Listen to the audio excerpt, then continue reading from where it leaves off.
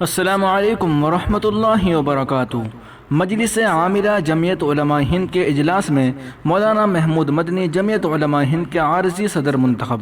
فلسطین اور مسجد اقصی سے متعلق ایک اہم تجویز میں مجلس عاملہ نے اسرائیلی جارحیت اور توسیع پسندانہ عزائم کو دہشت گردی کا عمل قرار دیا اور کہا کہ اوسلو معاہدے کے مطابق القدس شہر کا کنٹرول فلسطینیوں کے حوالے کیا جائے اور غزہ میں وسیع پیمانے پر تباہی کا مقدمہ چلایا جائے، نیز اس کی باز آباد کاری کا معاوضہ اسرائیل سے وصول کیا جائے۔ اجلاس میں سابق صدر جمعیت علماء ہند امیر الہند حضرت مولانا قاری سید محمد عثمان منصور پوری نور اللہ مرقدہ کو خراج تحسین پیش کیا گیا اور دیگر اہم شخصیات کے وصال پر تجویز تعزیت منظور کی گئی۔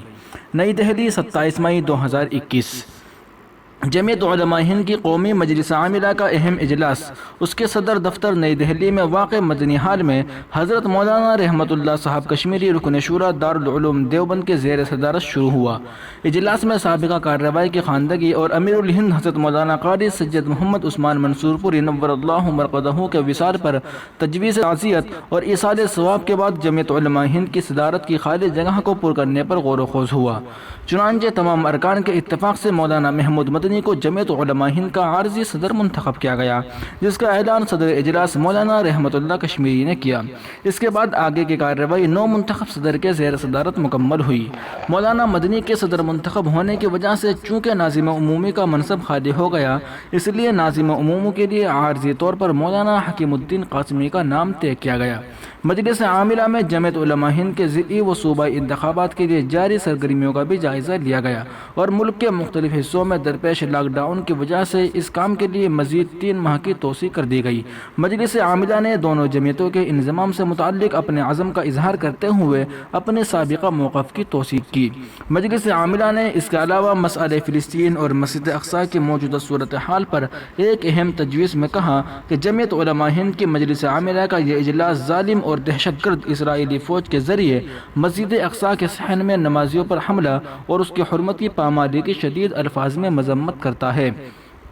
حال میں اسرائیل نے جس طرح مسجد اقصی کی توہین کی ہے اور اس کے بعد غزہ میں فضائی حملہ کر کے 200 سے زائد لوگوں کا قتل کیا، جن میں 70 بچے اور خواتین شامل ہیں، اس سے پوری دنیا کے مسلمانوں کی دل آزاری ہوئی ہے۔ اس سلسلے میں اقوام متحدہ میں حکومت ہند کو اختیار کیا ہے وہ قابل اطمینان ہے۔ موجودہ حالات میں جمعیت علماء ہند یہ مطالبہ کرتی ہے: نمبر 1، غزہ میں بھیانک جنگی جرائم کے ارتکاب پر اسرائیل پر بین الاقوامی جنگی عدالت میں مقدمہ چلایا جائے، مسجد اقصی کے تحفظ کو یقینی بنایا جائے، بیت المقدس سے اسرائیل اپنا غاصبانہ قبضہ فوراً ہٹائے اور اوسلو معاہدے کے مطابق القدس شہر کا کنٹرول فلسطینیوں کے حوالے کیا جائے۔ نمبر 2، عالمی برادری ایک خود مختار آزاد فلسطینی ریاست کو فوری طور پر قائم کرنے میں تعاون کرے، پناہ گزین فلسطینی عوام کو باز آباد کاری اور وطن واپسی کے لیے راہ ہموار کی جائے، عرب مقبوضہ علاقوں کو اسرائیل خالی کر دے۔ نمبر 3، اسرائیل کو مشرقی یروشلم میں کسی طرح کی تعمیر نو سے باز رکھا جائے،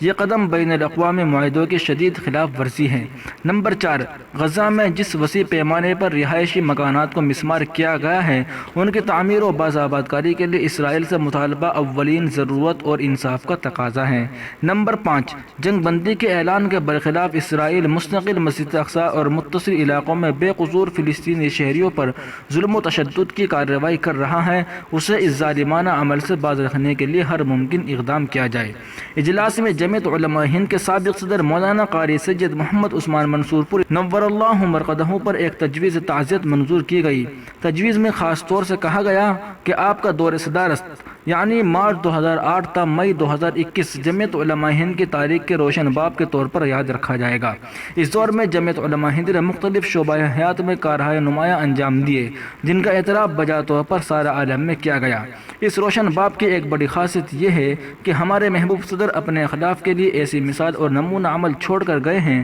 جس کو مضبوطی سے پکڑ کر ہی عمل کرنے میں جمعیت علماء ہند کی اصل طاقت کا راز ہے۔ آپ کی شخصیت صحیح معنوں میں یقین محکم، عمل پیہم، محبت فاتح عالم کا آئینہ تھی۔ حضرت فدائے ملت کے بعد جمعیت جن صبر آزما حالات سے دوچار ہوئی، ان حالات میں زیادہ استقامت پر برقرار رہنا اور جمعیت کے دستور کو ہر حال میں مقدم رکھنا حضرت مولانا قاری سید محمد عثمان منصور پوری نور اللہ مرقدہ کی عظمت اور کامیابی کا سب سے اہم پہلو ہے۔ بالفاظ دیگر جماعت اور ملت کا مفاد اپنی ذات پر مقدم رکھنا آپ کی زندگی کا اہم درس ہے۔ اور ہم سبھی کارکنان و عہدیداران جمعیت کے لیے آئندہ اس پر مضبوطی سے قائم رہنا ہی نہ صرف حضرت مولانا مرحوم کے لیے بلکہ ہمارے سبھی اسلاف کے لیے اصلی خراج عقیدت ہے۔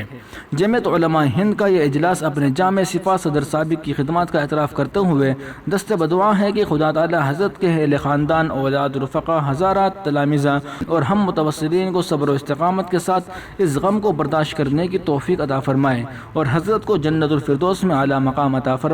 اور انبیاء و صدیقین کا رفیق بنائے، آمین۔ حضرت امیر الہند کے علاوہ حضرت مولانا مفتی عبدالرزاق خان صاحب، حضرت مولانا محمد حمزہ حسن ندوی، مولانا محمد ولی رحمانی، مولانا نظام الدین اسیر ادربی، مولانا نور عالم خلیل امینی، مولانا حبیب الرحمن اعظمی، مولانا محمود قاسم میرٹی، مولانا ابو بکر رانچی، مولانا شبیر احمد راجستھان، مولانا محمد ابراہیم جوناگڑھ، حال ہی میں وفات پانے والے تمام حضرات کے لیے ایصال ثواب کیا گیا اور اظہار تعزیت کیا گیا۔